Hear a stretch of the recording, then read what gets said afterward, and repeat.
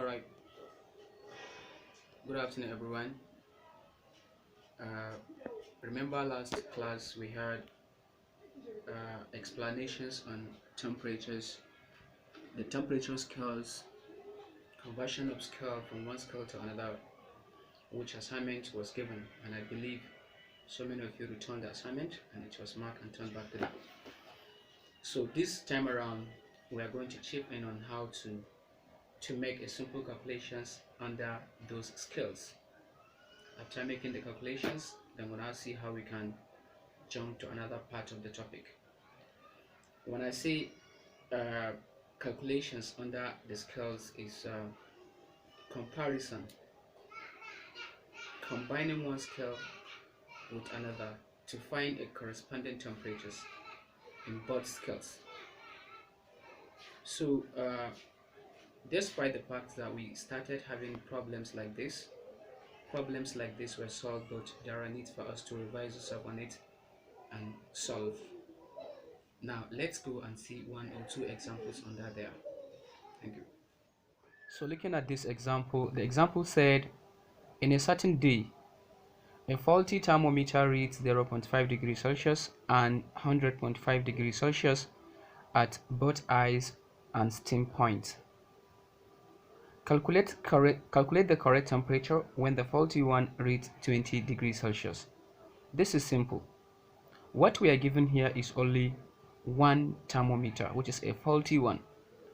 But do you know that whenever there is faulty thermometer, definitely there is a correct one. So for you to solve this problem, you are to compare this faulty thermometer with the correct thermometer here. So what we have here is to write solution. You are to write solution. After writing solution, you will now think on drawing the thermometers. This is the faulty one. This is the faulty thermometer. This is the correct thermometer. So in the ice point of the faulty thermometer is 0.5 degrees Celsius. In the steam point of the faulty thermometer is 100.5 degrees Celsius. While in the correct thermometer, the ice point is always 0 degrees Celsius, while the steam point is 100 degrees Celsius.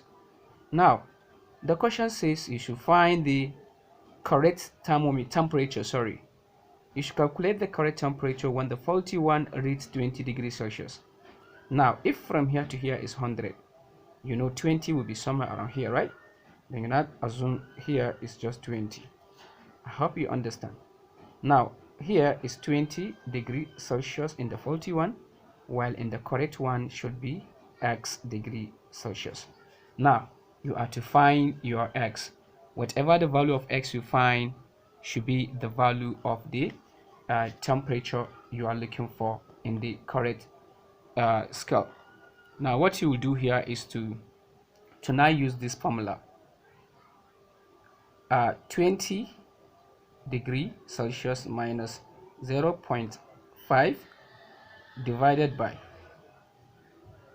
100 degrees Celsius, 100.5, sorry, minus 0.5 now equals to x minus 0 divided by 100 minus 0.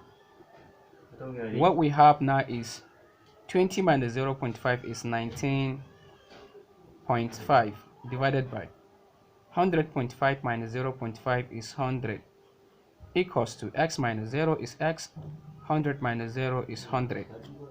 What we have here is to cross multiply.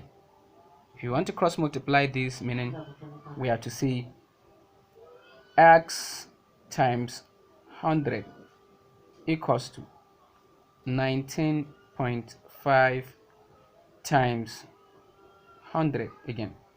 What we have is 100x equals to 19.5 times 100 will be 1950. What we have next is just to divide both sides by 100. 100 goes with 100. What we have is x equals to 0, cancel 0, 195 divided by 10 is 19.5 degrees Celsius. Therefore, the correct temperature is 19.5 degrees Celsius. Now let me. Alright, we are now moving to the example number 2, and the example number 2 says a resistance thermometer is 10 centimeters at lower fixed point and 60 centimeters at upper fixed point. If the fundamental interval of the resistance wear is 90 ohms, calculate the resistance at 30 centimeter length of the thermometer. So this is what we are given. In this case, what we know we are given is two things. Number one, a resistance thermometer and a resistance wear. A resistance thermometer is given to us. The next item given to us is resistance wear. Resistance wear is also given to us. That means we have to draw a resistance thermometer here and a resistance wear here. This is resistance thermometer, while this one is a resistance wear. Now in the resistance thermometer, we are told that the lower fixed point is 10 centimeters, which is 10 centimeters. The upper fixed point is 60 centimeters. Here is 60 centimeters. Now what they said here is the fundamental intervals between the lower and upper fixed point of the resistance is 90. That means in this place there is 0, in this place there is 100. Whatever is between them is 90 centimeter. That is from here to here is 90 centimeter. If it is 90 centimeter, that means the lower fixed point will be 0 centimeters at 0 ohms, 0 ohms, and the upper fixed point is 100 ohms. So when you have this type of thing, the next thing to do is to now think what the question says. The question says you should calculate the resistance at 30 centimeters. So here is 10, and from here to here is 60. That means half of this will definitely be 30 centimeters. So you now draw a small dotted lines to touch the other resistance wear. So this place is 30 centimeters. Now this place there is a resistance which is R. This R is unknown, is what we are asked to calculate. So for us to calculate this, definitely we are going to use that same expression that we used to solve the previous example. How? By saying 30 minus 10. 30 minus 10 divided by 60 minus 10, which is 60 minus 10 equals to R minus 0. R minus 0 all over 100 minus 0. You see it, 100 minus 0. What we have next is to see 30 minus 10 is 20. 60 minus 10 is 50 equals to R minus 0 is just R. Then 10 minus 100 minus 0 is just 100. What we have now is to cross multiply. R times 50 is 50 R's equals to 20 times 100 is this, like 20 times 100. What we have is 50 R equals to 20, then 00, which is 2000. Divide both sides by 50 to get your R. 50 goes with 50. We have R equals to 0 cancel 0. How many 5s here? 1. How many 5s in 20 is 4? The answer is 40 ohms. Therefore the resistance is 40 ohms at 30 centimeters. So this is after solving these problems, we are now moving to the next part of the topic. What we are going to discuss under this is a boiling point, melting point, which is at the same time called a freezing point, evaporation point, and also relative humidity and dew point, fog and mist. Now let's start from the melting point. The melting point is just a specific temperature by which a solid can absorb to melt. or a liquid can absorb to solidify is what is called a freezing point. It is different upon substances. Some substances can melt easily in a certain temperature, while some can absorb a very high temperature before melting or freezing back to solid. Apart from this, we have what is called a boiling point. A boiling point is just a specific temperature an object, a substance, liquid substance, can absorb to evaporate or to start escaping to the surrounding or to form a steam. A boiling point is a temperature, is a specific temperature a substance will possess that will enable it to form a steam when subjected to a heat.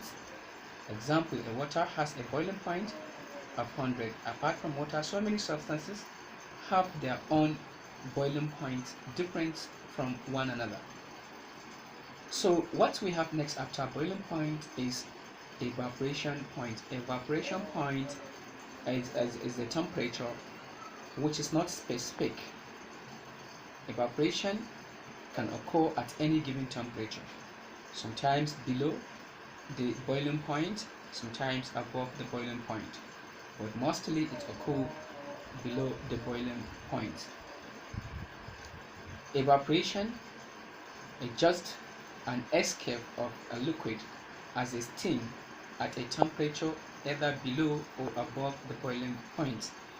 This is very simple. It's as simple as this, and that's how I define it. Feel free to define evaporation by yourself. You can have your own personal definition, not necessarily what I have given you. So that word is called evaporation. I think after evaporation, what we have is relative humidity. Relative humidity is our next to talk about. Thank you. Alright, like I said, immediately after those items we just discussed, what's next is relative humidity. Relative humidity is not something very big. We always perceive it in so many places. Sometimes when you go to city like Lagos, Akwa Ibom, somewhere around those places, swampy areas, you find out that in a day there is no sunlight, but there is heat within you, and that heat is in form of moisture. It's just like a water droplet on top of body, but it's somehow hot because of the relative humidity. Those type of experiences normally occur found there in somewhere around southern parts of Nigeria, not in the Sahel area, savannas area like Maiduguri, Sokoto and other places. We don't have such. Relative humidity is everywhere. No matter what, you must find relative humidity. To some extent it is very small scale, while in some other places it is very high. Now, definitions of the relative humidity: it is the ratio of the mass of water vapor in a volume of air to that of the water vapor that is enough to saturate it in that very volume. So that what is called relative humidity. After these very explanations, a note will be given and definition will also be given to you, and there is a formula used to calculate a relative humidity of every given substance. Alright, this formula you're seeing, it's just the formula for relative humidity. Anytime somebody wants to calculate the relative humidity of a given substance, this formula is always enough. The formula says relative humidity equals to standard vapor pressure in a volume of air, or a dew point, all over standard vapor pressure at a room temperature. So this is